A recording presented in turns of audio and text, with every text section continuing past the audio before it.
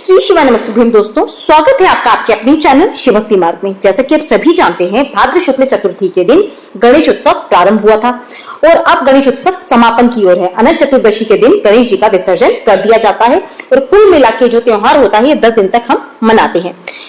अनंत चतुर्दशी गणपति उत्सव का आखिरी दिन माना जाता है। गणपति स्थापना के 1.5 दिन, तीसरे दिन, 5वें दिन, 7वें दिन के बाद सीधे अनंत चतुर्दशी पर ही गणेश जी का विसर्जन किया जाता है। 8वें और 9वें दिन गणेश जी को विदा कभी भी नहीं करना चाहिए, ये शुभ नहीं माना जाता। तो अनंत चतुर्दशी के दिन हम गणेश जी को किस प्रकार विदा करें जिससे कि गणेश जी पूरे वर्ष भर हमारे घर में सुख संपत्ति प्रदान करें, स्वास्थ्य आरोग्यता प्रदान करें, रिद्धि सिद्धि का वास हमारे घर में सदैव बना रहे। कुछ ऐसी वस्तुएं जिनका भूल से भी हमें विसर्जन नहीं करना चाहिए जब हम गणेश जी को विसर्जित करने जाते हैं या फिर हम घर में ही जब विसर्जन करते हैं। तो कुछ बातें मैं आज आप लोगों के साथ में शेयर करने वाली हूँ। छोटी छोटी सी बातें हैं, कई बार हम पूजा के समय में भूल कर देते हैं। तो अनंत चतुर्दशी के दिन किन बातों का हमें ध्यान रखना है वो सारी चीजें आप लोगों के साथ में शेयर करूंगी। परंतु वीडियो पर चलने से पहले यदि चैनल पर पहली बार आ रहे हो, मेरी आवाज पहली बार सुन रहे हैं तो शिव भक्ति मार्ग को सब्सक्राइब जरूर करके कमेंट बॉक्स में हर हर महादेव जय श्री गणेश जरूर लिखिएगा। तो चलिए हम वीडियो को प्रारंभ करते हैं कि गणेश विसर्जन के दिन हमें किन बातों का विशेष रूप से ध्यान रखना है और 3 ऐसे कार्य भी बताऊंगी जिससे आपके घर में सदैव सुख और संपन्नता बनी रहेगी। तो सबसे पहले जिस दिन आप गणेश जी का विसर्जन करने जा रहे हैं, यानी कि अनंत चतुर्दशी के दिन आप जब विसर्जन करेंगे तब आपको पूरे परिवार के समेत सुबह जल्दी से स्नान कर लेना है। स्नान करने के पश्चात पूरा परिवार मिलकर भगवान की आरती करें। जिस प्रकार आप 9 दिन करते आए हैं भगवान को, जो आप दूर्वा भोग समर्पित करते हैं, आरती करते हैं, वे सारी चीजें आपको कर लेनी है। आरती वगैरह करने के पश्चात आपको क्या करना है, एक छोटा सा कंडा लीजिएगा। कंडे के ऊपर घी, कपूर और गुड़ मिलाकर आप 11 बार ओम गण गणपते नमः कहते हुए एक छोटा सा भगवान का हवन जरूर कर दीजिएगा। इस हवन से आपके घर में सदैव आरोग्यता बनी रहेगी, स्वास्थ्य आपका बना रहेगा। और जो भस्म निकलेगी उससे प्रत्येक जो भी आपके घर में पुरुष या बच्ची हैं उनके मस्तक पे तिलक कर दें और यदि सुहागन स्त्री है तो वे अपने मंगलसूत्र पे उस तिलक कर सकती हैं उस भस्म का। तो बहुत चमत्कारी भस्म होती है। तो ये सारे कार्य करने के पश्चात अब आपको क्या करना है, जब आप विसर्जन का जो समय रहेगा, पहले विसर्जन का समय जान लीजिए। जो शुभ इस साल 2024 में गणेश विसर्जन का जो शुभ मुहूर्त हमें मिल रहा है, किस शुभ मुहूर्त में, क्योंकि कुछ योग भी बन रहे हैं विशेष, तो हमें कब विसर्जन करना है ध्यान से सुनिएगा। सुबह 6:07 से 11:44 तक इस बार अनंत चतुर्दशी की तिथि बतलाई जा रही है और 11:44 के बाद से पूर्णिमा तिथि लग जाएगी जो कि श्राद्ध की मानी जाती है। तो ऐसे में अब मन में सवाल आएगा हमें विसर्जन करना कब है, क्योंकि हिंदू धर्म में उदया तिथि में ही सारे पर्व मनाए जाते हैं। तो 17 तारीख के दिन सुबह 6:07 से हमें उदया तिथि प्राप्त हो रही है। विसर्जन के लिए मैं आपको 3 शुभ मुहूर्त बता रही हूँ। इन 3 शुभ मुहूर्त में आप विसर्जन कर लीजिएगा। सबसे पहला जो सुबह का शुभ मुहूर्त है, क्योंकि 11:44 तक मैंने आपको बताया चतुर्दशी तिथि मान्य होगी, उसके बाद श्राद्ध की पूर्णिमा लगने वाली है। तो सुबह 9:11 से दोपहर के 1:47 तक रवि योग रहेगा। इस शुभ मुहूर्त में भगवान का विधि विधान से पूजन करके आप विसर्जन कर सकते हो। सुबह आपको चर, लाभ और अमृत तीनों योग मिल रहे हैं और सुबह का ही सबसे अच्छा योग बतलाया जा रहा है 9:11 से दोपहर के 1:47। इसके बाद में जो दोपहर का समय है वो 3:19 से 4:51 का समय है दोपहर का।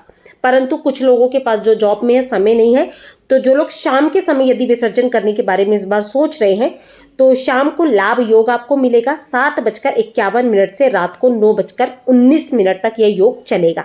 तो ऐसे में मेरा कहना आपको यही है, मैं भी क्योंकि सुबह में शुभ मुहूर्त में ही हमेशा विसर्जन करने अपने परिवारजनों के साथ में जाती हूँ और हम लोग बाहर विसर्जन करते हैं।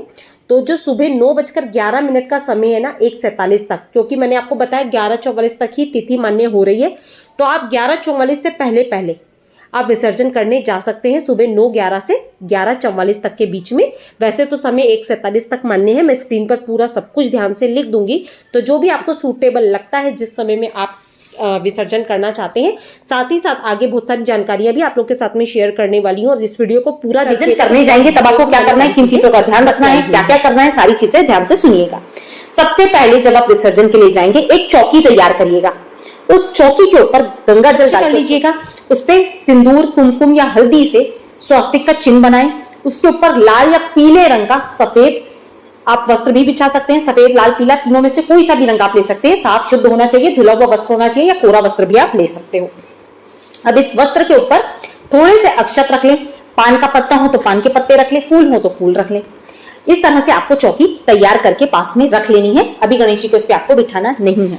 जब आप विसर्जन करने जा रहे होंगे जिस समय पर, उससे पहले आपको सबसे पहले तो भगवान की विशेष रूप से पूजन अर्चन करना है, क्योंकि 9 दिनों तक यदि भगवान की सेवा में कोई कमी रह भी गई हो तो आप अंतिम दिन में उसे पूर्ण कर सकते हो। भगवान को सबसे पहले मस्तक पे आप तिलक करें। तिलक करने के पश्चात अबीर गुलाल चढ़ाएं, उनकी जो भी प्रिय भोग है वो अर्पित करें, दूर्वा अर्पित करें, प्रिय पुष्प अर्पित करें। सारी चीजें विधि विधान से आप पूजन अर्चन करें जब आप विसर्जन के लिए जा रहे हो। सुबह की पूजा के पश्चात विसर्जन की पूजा आपको जरूर करनी है, जो विधि मैंने आपको बताई। इस विधि से आप पूजन अर्चन करेंगे, भगवान को भोग वगैरह अर्पित करेंगे और भोग में गुड़ रखना बिल्कुल भी मत भूलिएगा। हवन आप चाहें तो 2 बार कर सकते हैं या चाहें तो जब आप विसर्जन के लिए जा रहे हो तब भी आप हवन कर सकते हैं, कोई दिक्कत वाली बात नहीं होती है। इस तरह से आपने भगवान का पूजन अर्चन कर लिया। अब कभी भी भगवान को डायरेक्ट उठाकर विसर्जित नहीं किया जाता। इस सब पूजा के बाद आप भगवान के सामने हाथ में पुष्प लीजिए।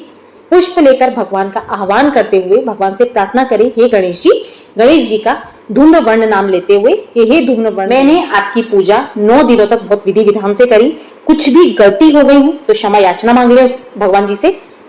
इसके पश्चात जो पुष्प है उसे भगवान के चरणों में समर्पित कर दीजिए कि अब मैं आपकी विदाई दे रहा हूं या दे रही हूं, आप हमारे घर में सदैव निवास करें और अपनी कृपा बनाए रखें। इसके पश्चात आपको क्या करना है, थोड़े से चावल लेके गणेश जी के स्थान पे, यदि कलश स्थापना करिए तो वहां डाल दीजिए, 9 ग्रह बनाए हैं तो थोड़े से अक्षत वहां डाल दीजिए कि हे प्रभु, अगली बार जब मैं आपको पूजा में बुलाऊंगी या बुलाऊंगा तो आप हमारी पूजा में जरूर आइएगा। इस तरह से गणेश जी की चौकी को थोड़ा सा हिला दीजिएगा। अभी उठाना नहीं है, ध्यान से समझिएगा, बस आपको सिर्फ हिलाना है, कलश को हिला दीजिएगा। ये सारी चीजें बस चौकी को आपको खसका देना है। इतना सब कार्य करने के पश्चात अब जब आप विसर्जन के लिए भगवान को उठाएंगे तब आपको वो जो चौकी आपने तैयार करी थी, जिसपे आपने स्वास्तिक बनाया है, स्वच्छ वस्त्र बिछाया है, उस पे गणेश जी को आप बिठा ले। जो भगवान ने फूल माला पहनी हुई है वह भी भगवान के ऊपर चढ़ी रहने दीजिएगा, उतारना आपको नहीं है। जनेऊ भी भगवान को चढ़ा रहने दीजिएगा। जो लोग जनेऊ चढ़ाते हैं या जो लोग वस्त्र चढ़ाते हैं भगवान को, तो वस्त्र को उतार के आपको रख लेना है घर में आशीर्वाद के स्वरूप में। ठीक है, उस वस्त्र का क्या करना है मैं आपको आगे बताऊंगी कि आप क्या करेंगे। तो भगवान को जो आपने फूल चढ़ाए हैं, दूर्वा चढ़ाए हैं, वो सारी चीजें भगवान के साथ ही आपको रख देनी है। अब जो भगवान की जनेऊ, पुष्प, दूर्वा वगैरह थी, उन सबका विसर्जन आप कर देंगे जल के अंदर। घर में चाहें तो घर में कर सकते हैं जिस जल में आपने डाला है। हाँ, अब उस जल की मिट्टी और जल का आपको क्या करना है, वो किसी पौधे के अंदर आप डाल सकते हैं। तुलसी के गमले में भूल से भी मत डालिएगा, और ऐसे पौधे में भूल से भी आपको पूजन सामग्री का विसर्जन नहीं करना चाहिए जहां लोगों के पैर पड़ते हो। तो इस बात का आपको विशेष रूप से ध्यान रखना है। अब जो पाटे के ऊपर आपने अक्षत रखे थे, 9 ग्रह बनाए या कलश के नीचे रखे, अगर कलश के नीचे रखे हुए अक्षत साफ स्वच्छ है तो उसकी खीर बना लीजिए। मैंने पिछली वीडियो में बताया था, परंतु कुछ कमेंट्स आ रहे थे, दीदी चींटियां आ गई, अक्षत खराब हो गए तो क्या करें, तो फिर आप पक्षियों को डाल दें। क्योंकि कुछ बार क्या होता है, अक्षत हमारे अच्छे रह जाते हैं तो उसकी खीर बना के प्रसाद स्वरूप हमें बांट देनी चाहिए। कलश के जल को पूरे घर में छिड़क देंगे। 10 दिन तक कलश का जल बहुत पावरफुल हो जाता है, तो घर में जरूर छिड़कना है। बाकी का बचा हुआ जल आप तुलसी के क्यारे को छोड़ के किसी भी अन्य पौधों में डाल सकते हो।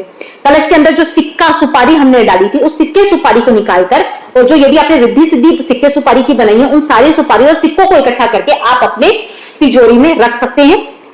यही सबसे शुभ माना जाता है।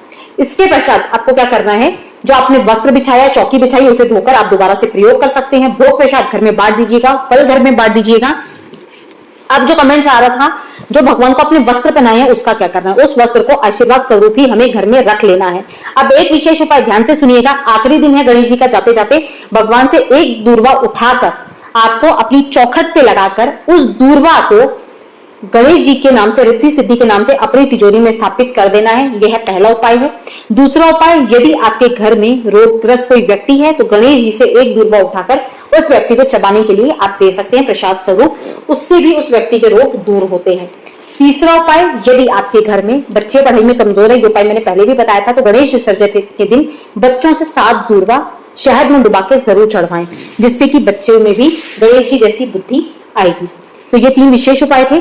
अब एक चीज और विशेष आपको ध्यान रखनी है, जब भी आप गणेश जी को जब विसर्जन करने लेकर जाते हैं, आपकी कोई विशेष मनोकामनाएं हैं जो पूर्ण नहीं हो रही है, तो बप्पा से कान में उस मनोकामना को आप जरूर कहें और भगवान से प्रार्थना करें कि हे बप्पा, इस मनोकामना को मेरी जल्दी से जल्दी पूर्ण करिएगा। और अगले बरस जल्दी से जल्दी आइएगा। कहा जाता है गणपति बाप्पा मोरया, अगले बरस तू जल्दी आके प्रभु, इस बार मुझसे यदि कोई गलती हो गई हो तो क्षमा करे, अगली बार हमारे घर पे दोबारा से प्रस्थान करे, मैं विधि विधान से आपका पूजन अर्चन करूंगा।